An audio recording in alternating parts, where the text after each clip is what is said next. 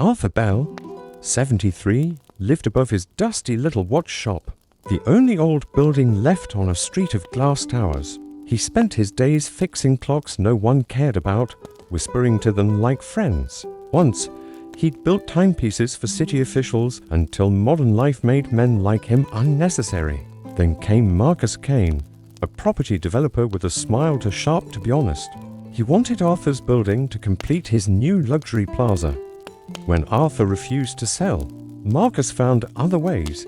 He filed complaints, sent inspectors to mark the shop unsafe. And one night, someone smashed the windows. Arthur's insurance refused to pay. The city wanted him gone. For the first time in 50 years, he closed the shop. He sat in the dark for days, the air thick with silence, until he found an old pocket watch his late wife had given him. Inside it was a note in her handwriting.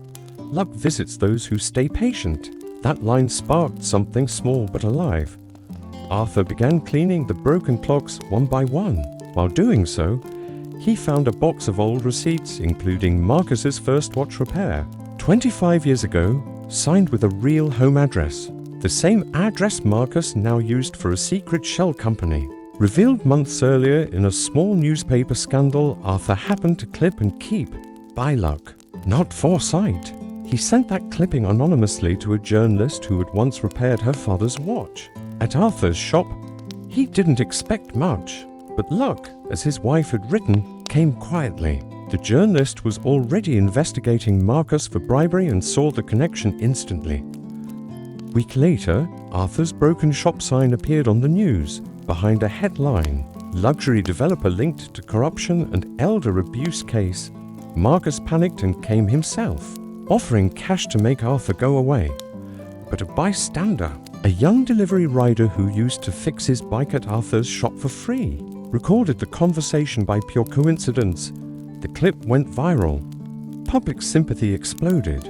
Donations arrived from people who loved the old shop.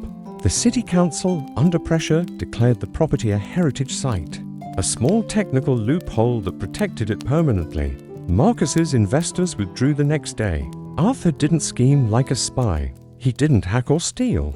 He simply waited, spoke the truth when asked, and let the gears of luck align. When reporters came, he only said one thing: "I just fixed what was broken. The clocks, and maybe a little justice." 2 months later, the shop reopened.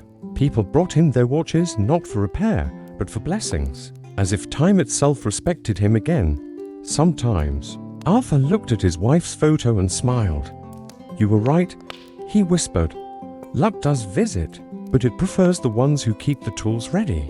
And every evening, when the city's clocks struck 6, all their hands moved in perfect rhythm, as if time, for a moment, bowed to the patience of one old man.